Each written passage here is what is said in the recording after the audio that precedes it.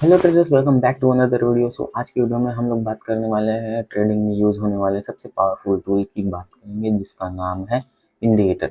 Basically indicator एक तरह का ऐसा टूल है जो मैथमेटिक्स और जो ट्रेडिंग वॉल्यूम होता है, जिसे यूज़ करके एक ऐसा फॉर्मूला बनाया जाता है या फिर एक तरह का इंडिकेटर बनाया जाता है, जिससे हमें फ्यूचर के आने वाले प्राइस को एनालाइज करने में काफ़ी ज़्यादा ईजी हो जाता है। इंडिकेटर का यही काम रहता है। ये बिगिनर्स में बहुत ज़्यादा पॉपुलर रहता है, क्योंकि ये हमें एक तरह से सिग्नल्स देता है कि हमें कब बाई करना है और कब हमें सेल करना है। वीडियो काफ़ी ज़्यादा इंटरेस्टिंग होने वाली है, तो बिना किसी देरी के चलिए शुरू करते हैं। तो इंडिकेटर वही चीज़ है जो वॉल्यूम और जो प्रीवियस डाटा रहता है, हिस्टोरिकल डाटा है ना, उसे यूज करके एक फॉर्मूला बनाया जाता है। आपने मूविंग एवरेज के बारे में सुना होगा। मूविंग एवरेज आपको ये बताता है कि पास्ट कुछ दिनों से जो मोमेंटम रहता है उसे कैलकुलेट करके ये हमें एक लाइन देता है, जिससे हमें एक आइडिया लगता है कि जब इसका यूज होता है, इस मूविंग एवरेज को मार्केट की जो प्राइस मूवमेंट है वो क्रॉस करती है, तो हमें एक तरह से सिग्नल मिलता है कि हाँ, अब मार्केट में ट्रेंडिंग स्टार्ट हो चुका है, हमें एक बड़ा मूवमेंट देखने के लिए मिल सकता है। तो इस तरह से जो हमें इंडिकेटर का यूज़ करते हैं। वैसे तो इंडिकेटर दो तरह के रहते हैं, जिसमें फर्स्ट आ जाता है लीडिंग इंडिकेटर। लीडिंग इंडिकेटर से मतलब ये होता है कि लीडिंग इंडिकेटर आपको मार्केट का जो प्राइस मोमेंटम होने वाला है वो पहले से प्रिडिक्ट करके बता देता है कि एक्चुअल में मार्केट ऊपर जा सकता है या फिर नीचे जा सकता है, और इसीलिए इसे लीडिंग इंडिकेटर कहते हैं, क्योंकि ये हमें जो डाटा बताता है वो प्रिडिक्शन बेस में बताता है। और इसके बाद आ जाता है लैगिंग इंडिकेटर। लैगिंग इंडिकेटर में ये आपको तब पता चलेगा जब मार्केट में ऑलरेडी किसी तरह का ट्रेंड स्टार्ट हो चुका है, एंड देन उसके बाद आपको पता चलेगा या आपका इंडिकेटर बताएगा कि हाँ, अब ये एक ट्रेंड स्टार्ट हो चुका है। बस इसका यही एक है इन दोनों का फ़र्क, बाकी तो दोनों सेम सेम ही है, लीडिंग इंडिकेटर और लैगिंग इंडिकेटर में। बस और कुछ ऐसा फ़र्क नहीं रहता। अगर मैं लीडिंग इंडिकेटर की एग्जांपल दूँ तो आपने आरएसआई के बारे में सुना होगा, स्टॉक्स के बारे में सुना होगा, ये सारे लीडिंग इंडिकेटर हैं। और अगर मैं लैगिंग इंडिकेटर की बात करूँ तो आपने मूविंग एवरेज के बारे में तो सुना ही होगा। मैं आपको इसके कुछ एग्जांपल भी बताऊंगा कि आप इसका किस तरह से यूज़ कर सकते हो। तो चलो मैं आपको इस लीडिंग इंडिकेटर का एक एग्जांपल भी दिखा के बता देता हूँ कि ये किस तरह से काम करता है। तो आपको करना कुछ नहीं है, जस्ट एक इंडिकेटर के सेक्शन में चले जाना है। आप यहाँ पे आरएसआई सर्च कर सकते हो और इसका नाम आ जाएगा रिलेटिव स्ट्रेंथ इंडेक्स करके, ठीक है। ये आपका वो इंडिकेटर है जहाँ से आप इसे यूज़ कर सकते हो।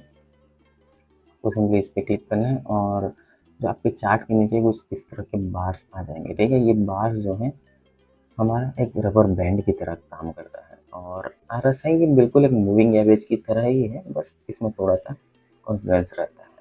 यहाँ पर ये जो प्राइस मूवमेंट रहता है ये बीच का प्राइस रहता है। अगर मार्केट किसी भी हाल पे अगर ये ऊपर चले जाता है तो स्ट्रेच होकर एक एवरेज प्राइस में आ जाता है। अगर ये नीचे चले जाता है तो ये घूमकर फिर से अपने एवरेज प्राइस में आ जाता है। जस्ट लाइक आप इसे रबर बैंड इमेजिन कर सकते हो। जब आप रबर बैंड को किसी भी एक तरफ स्ट्रेच करते हो और अगर उसे आप छोड़ दोगे तो वो अपने वापस उसी जगह पे आ जाता है। एग्जैक्ट चाहे आप उसे राइट साइड से करो, लेफ्ट साइड से करो, मतलब वही पड़ता है, वो स्ट्रेच होकर अपने वापस प्रीवियस जगह पे आ जाता है। आरएसआई बिल्कुल इसी तरह से काम करता है, एक रबर बैंड की तरह। अगर आप थोड़ा नोटिस करोगे तो आपको यहाँ पर ये चीज़ समझ आएगा कि ओवरबॉट एरिया हो जाता है यहाँ पर से, और यहाँ पर से ओवरसेल एरिया हो जाता है, ठीक है। और इसके बाद जो आ जाता है ये प्राइस बीच में। आप इसका यूज़ कर सकते हो। अगर मार्केट में जो प्राइस मूवमेंट है बहुत ज़्यादा ओवरबॉट हो चुका है तो आप वहाँ से शॉर्ट कर सकते हो। यहाँ से आपको इंडिकेटर मिल जाता है कि हाँ, यहाँ से मार्केट में डाउन देखने के लिए मिल सकता है, प्राइस में गिरावट देखने के लिए मिल सकता है, और आप इस तरह से इसमें ट्रेड ले सकते हो। यानी कि जब मार्केट में ओवरबॉट का जो सिनेरियो स्टार्ट हो जाता है देन आप इस पे ट्रेड ले सकते हो, और जब तक प्राइस एवरेज नहीं आ जाता तब तक आप उसे होल्ड कर सकते हो। यहीं पर अगर आपका जो मार्केट डाउन साइड की तरफ रहता है या मार्केट में काफ़ी ज़्यादा गिरावट आ चुका रहता है, आप उसे यहाँ पर से आप बाई कर सकते हो। जब मार्केट में ओवरसेल हो चुका रहता है यहाँ पर आपको फ्रेश बायर मिलेंगे। फ्रेश बायर से आपको जो मार्केट में बड़ा मोमेंटम कैप्चर करने के लिए थोड़ा ईजी होता है, इसलिए आप इसका यूज़ करके बाइंग कर सकते हो और एक बड़ा ट्रेंड कैप्चर कर सकते हो।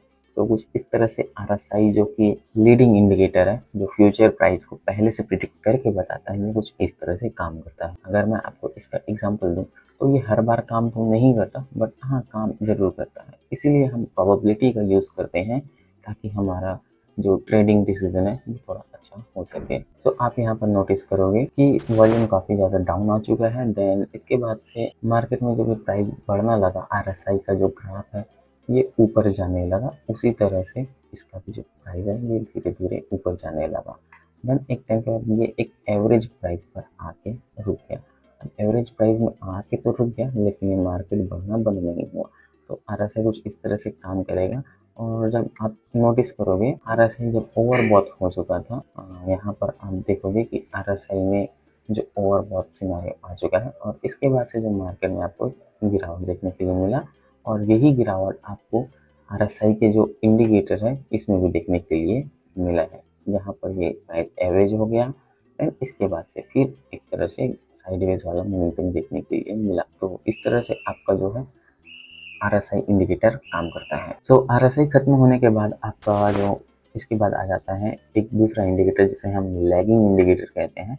सो आप इसका भी यूज़ कर सकते हो। आप सिंपली सर्च कर सकते हो इंडिकेटर सेक्शन में मूविंग एवरेज, तो आपको बहुत सारे मूविंग एवरेज के तो ऑप्शन मिल जाएंगे, जिसमें आप सिंपल मूविंग एवरेज भी यूज़ कर सकते हो और एक्सपोनेंशियल मूविंग एवरेज भी यूज़ कर सकते हो। तो आपको बस एक मूविंग एवरेज लगा लेना है कोई भी। आप देखोगे कि मूविंग एवरेज का एक सिंपल सा लाइन चार्ट ही रहता है और ऐसा कुछ इसमें स्पेशल नहीं रहता, और ये कुछ इस तरह से मार्केट का जो ट्रेंड को फॉलो करते जाता है। अब इसमें कुछ सेटिंग्स होती है जिसे आपको थोड़ा सा ध्यान में रखना चाहिए। तो जब आप सेटिंग में जाएंगे तो आपको इसका जो सेटिंग वाला डैशबोर्ड है कुछ इस तरह से देखने के लिए मिलेगा, जिसमें आपको ये 3 चीज़ें देखने के लिए मिलेगी, जिसमें आपका आ जाता है इनपुट, फिर स्टाइल और इसके बाद विजिबिलिटी। मूविंग एवरेज में आप इसमें से कलर सिलेक्शन कर सकते हो। कलर सिलेक्शन में होगा ये कि आप जो यूज़ करने वाले हो अपना मूविंग एवरेज के जो ग्राफ को देखने के लिए आप उसका कलर सिलेक्ट कर सकते हो। लाइक यहाँ से मैं अगर इसको पर्पल करूँ तो ये पर्पल कलर में हो जाएगा, और इसका जो आप लाइन वगैरह इन सब चीज़ों को चेंज कर सकते हो। तो इस तरह से आप इसका यूज़ करोगे, ठीक है। और इसके बाद आ जाता है इसका जो लेवल, प्राइस, स्केल और वैल्यू इन स्टेटस लाइन, तो ये सारी चीज़ों को ये बताता है। इसके बाद आ जाता है इनपुट्स। इनपुट से आपका ये हो जाता है कि जो लेंथ रहता है, बाकी चीज़ों को तो मैं नहीं बोलूँगा, बट हाँ आप अगर इसका लेंथ यूज़ करना चाहो तो इसको अगर ये 9 है तो ये 9 दिन का एवरेज प्राइस बता रहा है। अगर इसको मैं 10 कर दूंगा तो इसका ये जो है 10 दिन का एवरेज प्राइस बताना स्टार्ट कर देगा। आगे चलकर और भी बढ़ा सकते हो। और इसके बाद आ जाता है विजिबिलिटी। इसका उतना ज़्यादा कुछ काम रहता नहीं है, तो आप इसे इग्नोर कर सकते हो। तो मूविंग एवरेज में एक चीज़ें और यूज होती हैं, मूविंग एवरेज क्रॉस ओवर। तो यहाँ पर आप एक और मूविंग एवरेज लगा सकते हो। अब आपके पास 2 मूविंग एवरेज लग चुका है, जिसमें एक मूविंग एवरेज है 10 दिन का और एक मूविंग एवरेज है 9 दिन। तो आप इसे किसी में आप इसे 50 कर सकते हो, जो कि कॉमन सबसे ज़्यादा यूज होने वाला मूविंग एवरेज है, और एक में आप इसे 200 कर सकते हो। ये काफ़ी ज़्यादा स्ट्रॉन्ग मूविंग एवरेज है बड़े मार्केट को कैप्चर करने के लिए, पर ये काफ़ी ज़्यादा हो जाता है। तो देखिए इसमें ट्रेड लेने का बहुत ही सिंपल सा लॉजिक ये रहता है कि जब मूविंग एवरेज में प्राइस मूवमेंट इससे क्रॉस करता है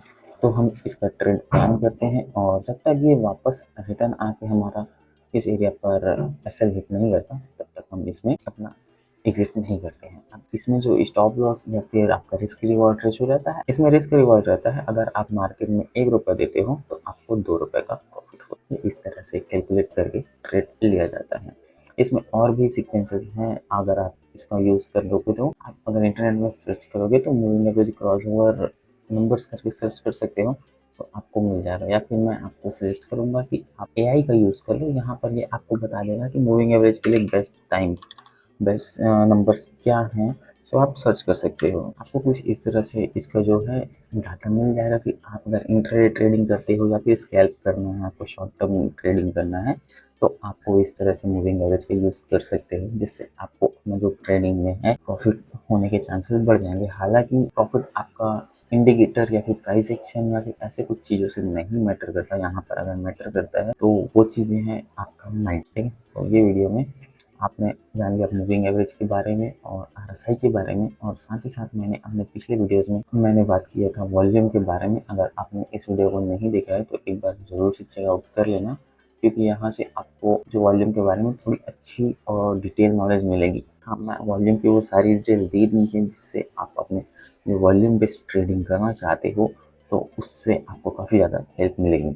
और अगर आप सपोर्ट रेजिस्टेंस बेस में ट्रेडिंग करना चाहते हैं तो मैंने उसके ऊपर भी वीडियोस बना दिए हैं, आप वहाँ पर भी इसे चेकआउट कर सकते हो। सो अब बात करते हैं कि क्या इंडिकेटर यूज़ करना मैंडेटरी है, क्या ये ज़रूरी है? अगर मैं कहूँ, हाँ, अगर आप एक बिगिनर फेज में हो, बिगिनर जोन पे हो और आपको ट्रेडिंग का ज़्यादा नॉलेज नहीं, तो मैं हाईली रिकमेंड करूँगा कि हाँ, आप इंडिकेटर का यूज़ करो, क्योंकि ये आपके जो ट्रेडिंग डिसीजन रहता है उसे इन्हेंस करता है, आपको मार्केट डिसीजन लेने में हेल्प करता है, जिससे आप थोड़े से बेटर डिसीजन ले पाते हो। अदरवाइज आपके और मेरे जैसे जो नॉर्मल ट्रेडर्स रहते हैं, जिन्हें मार्केट का ज़्यादा एक्सपीरियंस नहीं रहता, वो अपना जो टाइम है इसमें वेस्ट करते हैं इमोशनल ट्रेडिंग करके, फोमो में आके ट्रेडिंग करके। अक्सर ये होता है कि अगर मार्केट ऊपर जा रहा है तो मैं खरीद लेता हूँ, और अगर मार्केट नीचे जा रहा है तो मैं इसे बेच देता हूँ।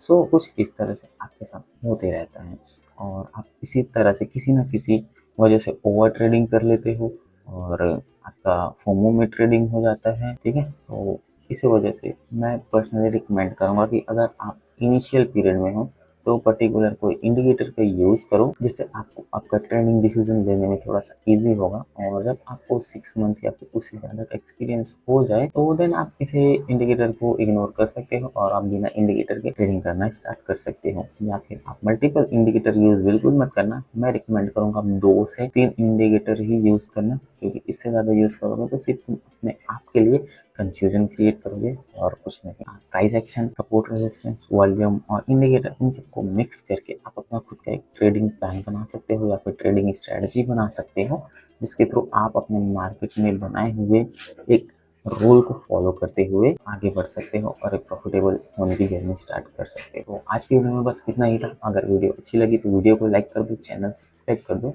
मैं मिलता हूँ आपको अगले वीडियो में, तब तक के लिए बाय।